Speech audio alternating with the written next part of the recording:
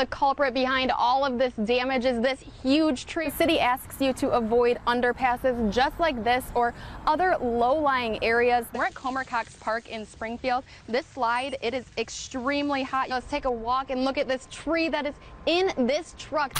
It's not just chronic absences that's against the law. Fishing is often thought of as a peaceful sport, but come to Bath, Illinois the first weekend in August and you'll realize it's anything but. Flames were actually coming out of those windows.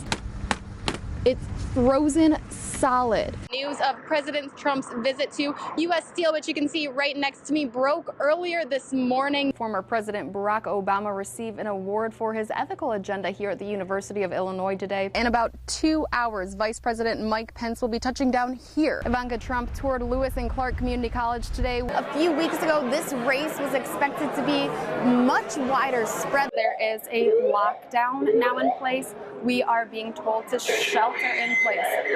There was some sort of white powder thrown at the governor's office. We're here with Governor Bruce Rauner. He is the incumbent candidate. 10 years later, let's say that property doubles in value, hitting $200.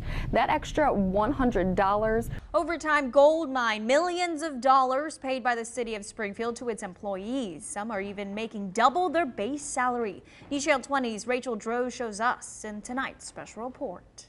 For months now, I've been poring over these documents, analyzing the salaries of city employees and asking officials why so much is being paid out in overtime. Some employees raking in tens of thousands of dollars. $5.2 million. That is how much the city of Springfield paid out in overtime in 2017. A city water, light, and power janitor made $43,000 in overtime. That janitor's base salary is $36,000. Factoring in union negotiated benefits, the janitor made more than $83,000 last year. If we have to pay a janitor $83,000, what are we paying the other workers? Another CWLP employee, a watchman, which is similar to a security guard, made $112,000. The base salary for that position, $44,000. So this is the staffing history. I'll make you a copy of this. For years, I had the custodians for City Hall under my control, and we didn't pay them anywhere near that. The city says at times it's cheaper to pay a person overtime instead of hiring for a whole new position. What you're saving by not filling a position is all the fringes. The health fringes, the Social Security, the Medicare, all of those things. The risk that you run is burning out your employees.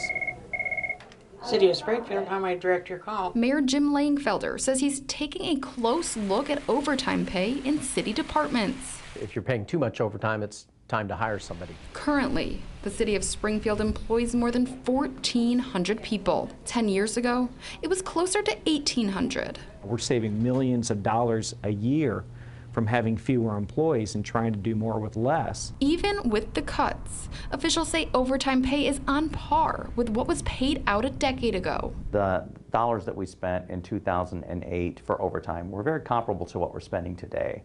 So there hasn't been a huge increase in overtime. Cousin says the city is working to fill the vacant positions to cut down on overtime pay, and for the janitor and watchman making more than double their salary. I wish more people could earn that kind of money. Being a janitor, I clean also. I don't come close. After telling the city about our investigation, they started an investigation of their own. A smile can really brighten a person's day, and if you need proof, just head over here to Vernon to find out for yourself. Life is what you make it. Ron Mangold is truly a man with a heart of gold.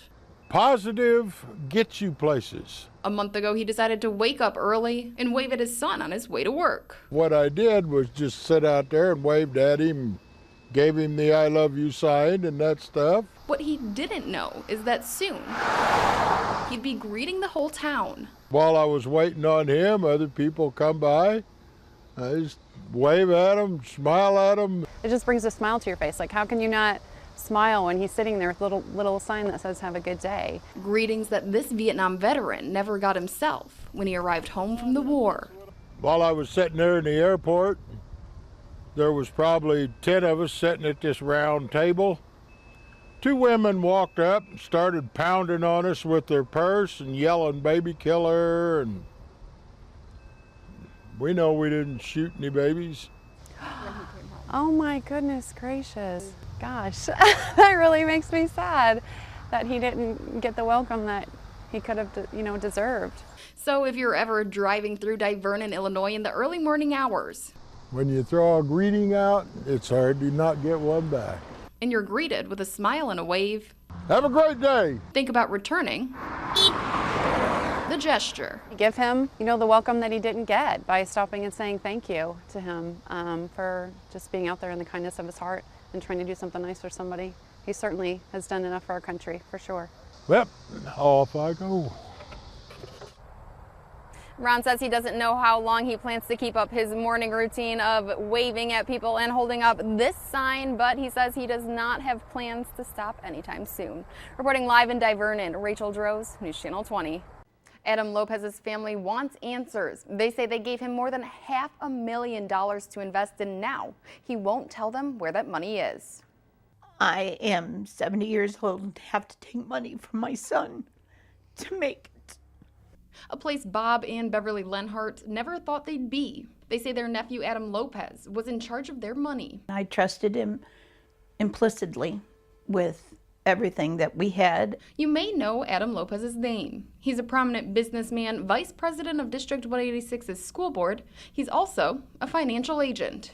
We were so proud of him. The Lenharts say Lopez wanted them to move their retirement fund to a safer account. So over the past 3 years, they wrote him several checks so he could move that money. They say Lopez put together a portfolio report for them in February.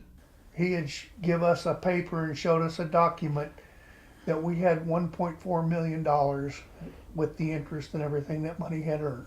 Last week, they found out not only have they never had that much money put away, they also discovered their account was drained, going from $630,000 to $1,500 in 3 years. We can't comprehend that we no longer have our life savings. We don't know where it's at. In 1 week, Bob and Beverly went from looking forward to a retirement filled with traveling and giving. We had money put back for our grandkids' college funds, and that is gone. To worrying about paying their bills. We could end up starting to lose what we've built our lifetime to have. The Lenharts don't want to make any accusations. They just want Lopez or the financial agency Country Financial to tell them where their money went. Let us know where that money is. That's all we would just like, our money. The Springfield Police Department tells me they're investigating a report that mentions Lopez's name but can't elaborate since it's an ongoing investigation. Lopez's lawyer issued a statement to Fox, Illinois. It says in part, quote, Lopez denies any wrongdoing and looks forward to being vindicated through the investigation, whatever it is for. High winds snapped trees and destroyed homes. News Channel 20's Rachel Droze takes us there tonight. Devastation here in Nokomis. The Lozier family home having ceiling tiles, tree limbs blow off, even the roof, causing this family to lose everything when they were just starting over. Yeah, we was starting over in our life, with a new home. And heartbreak for Ruth and Jacob Lozier. Monday night's storm destroying the home they moved into just 3 months ago. both of us leaped for the door and was down on the floor, and he was kind of shielding me. This storm came really fast. It was moving about 60 to 65 miles an hour. Now the town is working to clean up the mess this storm left behind. High winds snapping this giant tree right in half. If it had been a little bit farther down to the ground, it probably would have been in my mother's lap in the living room. Damage, a common sight in parts of Nokomis, but residents like the Loziers are trying to move forward. There's still a lot of good in there that we need to bring out and save before it gets gone. Adding to the misfortune, the Loziers still in the process of getting their homeowner's insurance, meaning this damage is not covered. It's been one thing after another, but I'm still standing. Still standing. In Nokomis, Rachel Droze, News Channel 20.